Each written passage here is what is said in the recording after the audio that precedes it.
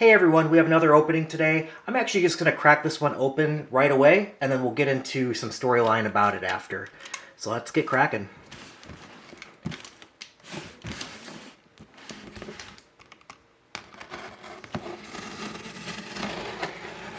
What I will say is, I've dealt with the seller before, and they're pretty good at packaging, so for the most part I'm not too worried.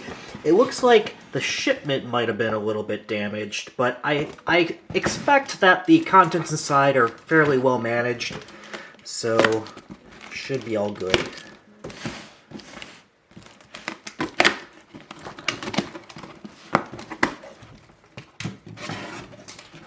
Alright, we got our bubble wrap. Oh yeah, big package of bubble wrap. Let me get that out of the way. Alright, so here we have two boxes. And on top, you might already be able to tell,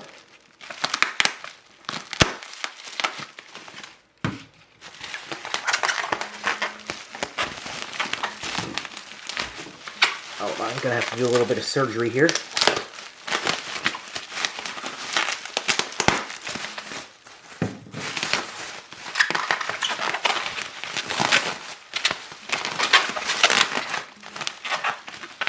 On top, we have a box of Ravnica and a box of Darksteel. So let's look at it real quickly, make sure everything looks good. Oh yeah, that's a good box. Nice, minty, fresh box. Alright, a box of Ravnica and a minty fresh box of Darksteel.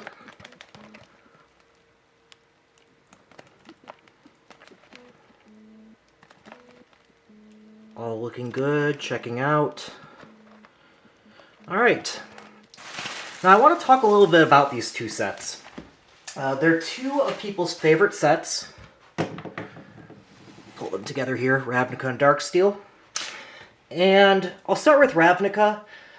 This actually came out shortly after I stopped playing Magic before I started again, and that's because, I'm dating myself here, but in 2005 was my freshman year of college, and when I entered college, I did not have as much time to play Magic, so I let that go for a little bit. But Ravnica, I think, was actually the first set that had the 10 guilds of each color pair, so actually naming off the color pairs like, you know, Dimir, Orzhov, Izzet, all that. Prior to this, I remember just calling everything black-blue, you know, black-white, red-blue, and not actually calling it by guild name. I think Ravnica, I'm trying to show here, the lens takes a second to pull in, but Ravnica City of Guilds is where the guild names really came from. You can correct me down below if you know otherwise in the comments, but I think that's where it started, because I remember always calling it just blue-black, all that, prior to this. So that kind of brings the guild names up, and it was a love set by many, and I'm not sure to what degree, I mean, there was good cards in here. I'm not sure to what degree the love for this set came from the fact that all the Kamigawa sets were just prior to that, in the block prior to it. Kamigawa did not seem to get a whole lot of love. Nowadays it gets more love, especially with Kamigawa Neon Dynasty coming back and bringing people's attention back to it. But at the time, it seemed to be less loved, and I think Ravnica was welcomed. So yeah, that's Ravnica. And as for Darksteel, it's just probably part of the second most broken block of all time. And I think that's coming directly from Mark Rosewater, head designer of Magic himself. His biggest mistake in history was printing the Urza's block. Urza's was way too overpowered, and it was a artifact-based block. So it's no surprise that Darksteel and the Mirrodin block, Mirrodin Darksteel 5th Dawn, is also an artifact block. And artifacts are, well, you know, pretty overpowered typically. Artifacts are really good. And so this was also a very good, powerful block to be dealing with. And Also, the lore was just really good. So first of all, Darksteel, I think, introduced the concept of indestructible. Prior to Darksteel, it was really not a keyword for something to be indestructible. And indestructible came about as a keyword with Darksteel. And if you haven't seen the Dominaria United storyline that's coming up, it's pretty cool. Karn wanted to set up a new dream world as Mirrodin, but Phyrexian oil tainted the plane and turned it into New Phyrexia, which you can really appreciate if you've ever read The Thran. Hold on one second. I actually have that here in my office, The Thran. Really good book by J. Robert King, good writing. If you ever want to find out the history of, well, really the setup for how the Magic storyline in Dominaria came up, The Thran sets the basis of it all. It's really the history of it all. And it really shines and tunes into Yawgmoth and how he came about and how he created the come about of Gix, who is was kind of, the leader of the Phyrexian world, or Yawgmoth's right-hand man. So give this a read. I highly recommend it.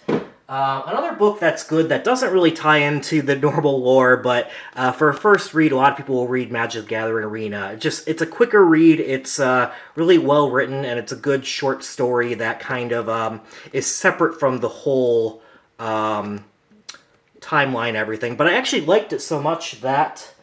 Oh, I put away my single Magic cards. I was going to pull out, I have a Garth One-Eye card that I bought specifically after reading this book, because Garth One-Eye is the character of that book. Anyways, that's enough with that lore. Recommend those books. I want to talk about these two sets in particular. I've bought a lot of these sets. I have between 3 to 5 boxes of each of these. I think you've seen me open up another Darksteel on camera earlier in this process, like a few weeks ago. And I value duplicates less than I value my first box of each one. And this ties back into my video not too long ago about liquidity. In Magic investing, you want to buy boxes and, when possible, turn them over quicker. That means you have more liquidity. Yes, it still can take, 5 or so years to sell a box, but when you can sell it quicker, you should. And the thing with having 3 to 5 of each box is it's harder to come by 5 different customers wanting to buy that box. It's much easier to have one box of any given type on hand, one of every single set would be great, and then have that person who is interested in that box pop up and happen to be an available customer to buy it. So as I'm collecting more and more of these, I am more and more interested at getting rid of them, and getting rid of them at, slightly lower prices than I otherwise would. So I actually plan to be selling these over back to other card shops. And that is one way that keeps my investing slightly more liquid than it would otherwise be. If I want cash for any particular reason, for spending, for investing in the stock market more, like I mentioned, the valuations are getting more reasonable, I want to put more money into the stock market, a little less in Magic, or if I just want to free up some cash to buy other boxes to do more liquidity, I can do so by selling them to buy lists. So I will go on, for instance, CardKingdom. That's actually where I plan on selling these boxes. Go on CardKingdom.com, look at their buy list section on their site, and they will tell you what they'll pay you to send these boxes in. And it happens to be that Ravnica is going for quite a good price on their buy list compared to what I think it's selling on the market. And normally I would wait out and not sell it to the buy list and just wait for a customer to come buy it for more of a retail price. But like I said, I have several of these. Same thing with Darksteel, looking to sell that on a buy list as well. And that's a good way to know you have some liquidity. When I sell these, I'm not making very much money to buy lists. So it is just a quick flip in these cases. But I was able to pick these up for a good deal, provided somebody else some liquidity that they were looking for. I'm also happen to be going for liquidity in this case. So I'm just going to be sending these over to a buy list and making a few bucks off of it. But it's also just nice. I'll sometimes buy things just to make the video off of. I appreciate making these videos and doing more openings. The openings seem to do better than any other content. So I hope you appreciate this. Let me know what you want to see more of in the comments. I want to tailor the channel more to what you find interesting. Let me know, and thanks for following. Until next time, bye-bye.